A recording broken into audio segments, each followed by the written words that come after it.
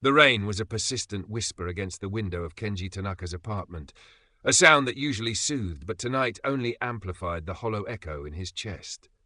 Below, the lights of Tokyo stretched into an infinite glittering tapestry, a dazzling promise the city had made years ago, and for him had yet to keep. He leaned his forehead against the cool glass, watching the slick streets reflect the neon glow. 29. An age that felt less like a number and more like a verdict. He remembered arriving here, fresh from their smaller hometown, Hiroshi Sato practically vibrating with energy beside him on the Shinkansen. Tokyo had seemed impossibly vast then, a universe of opportunity. They'd sworn they would conquer it together, roommates navigating cramped apartments and instant ramen dinners, fueled by shared dreams and unwavering mutual support. 10 years. A decade swallowed by the city's relentless pace. A notification pinged on his phone, Hiroshi's name flashing on the screen. Izakaya near Shimokitazawa? Usual spot. 7 p.m.? Kenji stared at it, a familiar mix of affection and a newer, sourer feeling tightening his gut. He typed back a simple, okay. The izakaya, tucked away in a narrow lane, fragrant with grilled skewers and damp pavement, was an anchor to their past. Stepping inside was like stepping back in time, the low wooden counter worn smooth by countless elbows, the cheerful shouts of the owner, the slightly hazy air thick with smoke and the comforting aroma of soy sauce and sake. Hiroshi was already there, perched on a stool, waving him over with a grin that hadn't changed since university. "Kenji, you made it!" Hiroshi's voice was warm, genuine. He looked sharp, effortlessly stylish, in a way Kenji felt he could never quite manage. His own reflection in the polished sake dispenser showed tired eyes behind glasses, a simple grey sweater already feeling inadequate. They ordered beer and plates of yakitori, falling into the easy rhythm of old friends. Talk flowed from shared memories of disastrous university projects to complaining about the crowded trains on the Chuo line. For a while, the sourness in Kenji receded. This was Hiroshi, his best friend, the one person who truly understood where he came from.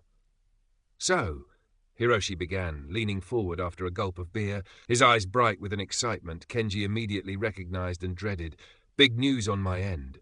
Kenji braced himself, managing a neutral, "Oh yeah? You know that project I've been killing myself over? The one with the Singaporean investors?" Kenji nodded, stirring his beer foam with a chopstick. "Well, we nailed it. Absolutely nailed it. The clients were thrilled." Hiroshi paused for dramatic effect. "And I got the promotion. Senior manager." "Wow, Hiroshi, that's fantastic," Kenji said, the words tasting like ash. He forced a smile, hoping it reached his eyes. "Congratulations, really." "Thanks, man. It's huge. Comes with a serious bonus, too. Finally." Hiroshi stretched expansively, bumping Kenji's shoulder playfully. "Starting to feel like I'm getting somewhere, you know? Remember how we used to map out our 5-year plans on napkins in that crappy diner? Feels like I'm actually ahead of schedule for once." He laughed, a bright, uncomplicated sound. "Maybe some of my luck will rub off on you. You just need that one big break, Kenji." The comment, likely meant as encouragement, landed like a physical blow. "Ahead of schedule. My luck." Kenji felt a familiar, sickening lurch in his stomach. Envy, sharp and cold. He saw his own 5-year plan, 10-year plan, crumpled and discarded somewhere in the back of a drawer in his cramped apartment, mocked by the reality of his mid-level administrative job, the endless spreadsheets, the polite, meaningless emails. He took a long drink of beer, the bitterness mirroring the taste in his mouth. "Yeah," Kenji managed, keeping his voice level. "Maybe." He signaled the owner for another round, needing the alcohol to numb the sudden intense desire to be anywhere else but here, celebrating the success that highlighted his own perceived failure against the glittering, indifferent backdrop of Tokyo. Hiroshi, already launching into details about his new responsibilities and the upcoming team dinner at a high-end restaurant Kenji could never afford, didn't seem to notice the shadow that had fallen over his friend's face. The rain outside had stopped, but inside Kenji, a different kind of storm was gathering. The days following the izakaya meeting bled into a familiar grey monotony. Kenji sat at his desk, the fluorescent lights of the office humming oppressively overhead, staring at spreadsheets filled with figures that meant nothing to him.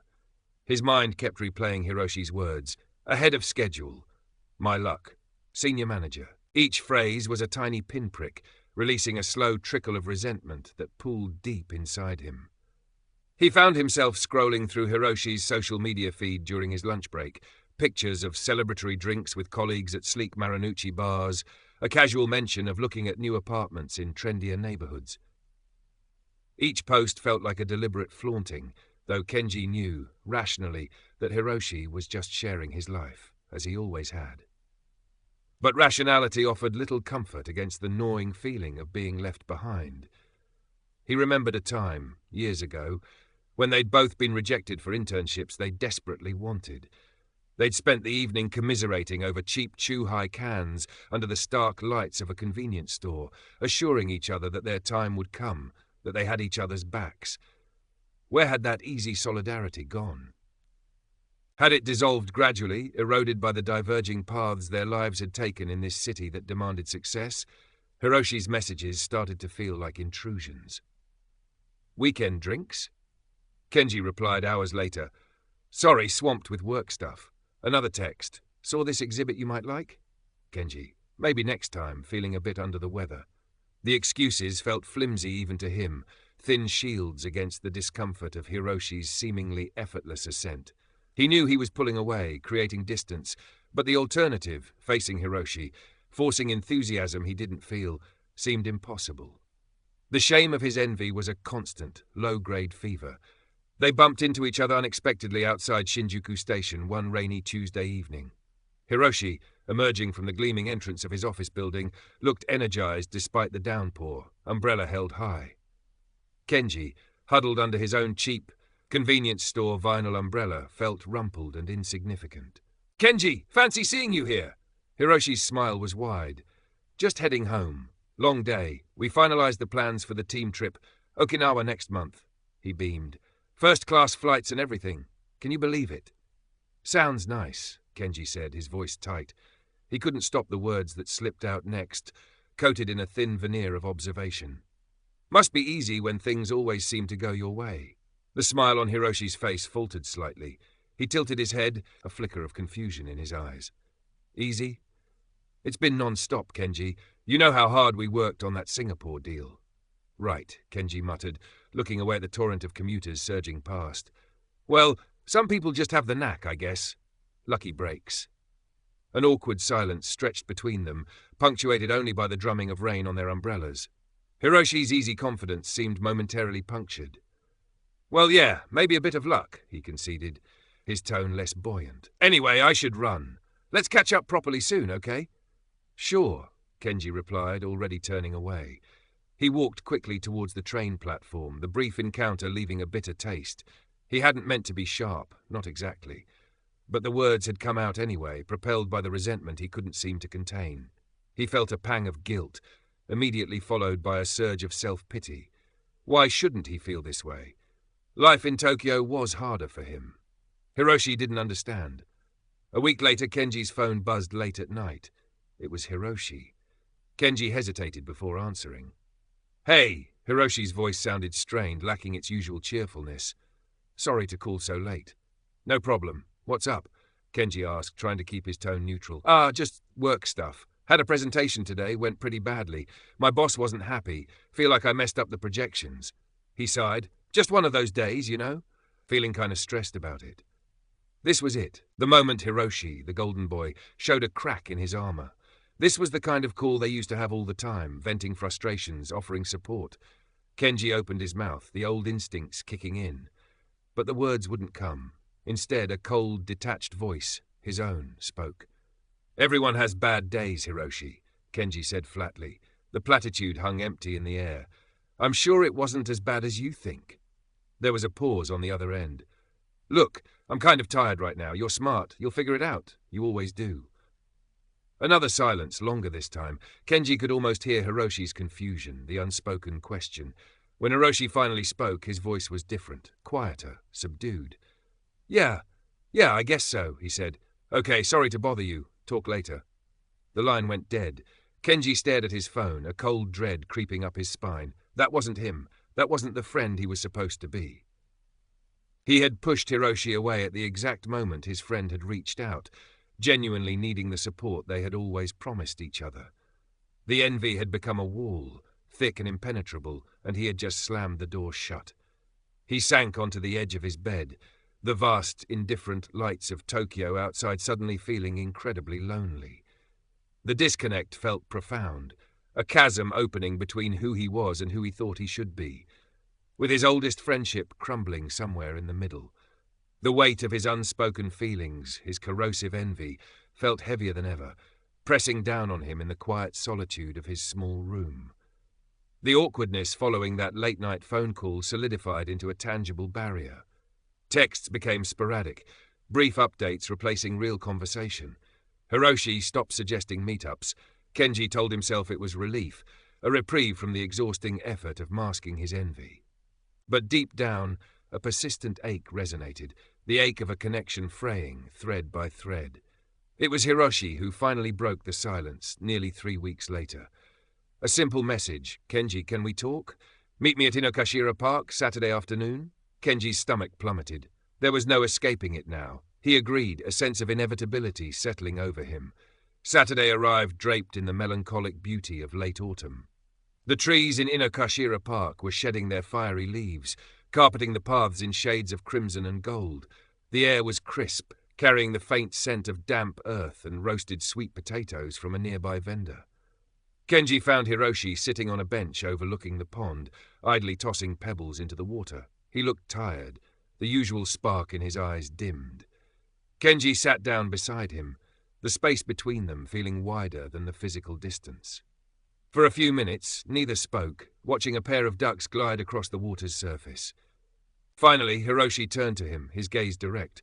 "Kenji, what's going on?" His voice was quiet, devoid of accusation, but heavy with confusion and hurt. "You've been different, distant. Ever since my promotion, maybe even before." He paused, searching Kenji's face. "And that night I called, when I was stressed about work. That wasn't like you, at all. It felt like you didn't care." Kenji flinched. He stared down at his hands, twisting a loose thread on his worn jeans. He could deny it, deflect, offer more flimsy excuses.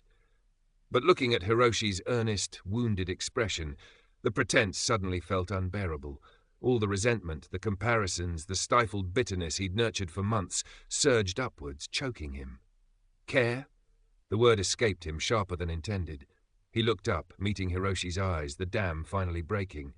How can I listen to you stress about one bad presentation in your fancy office with your big title and your first-class trips?"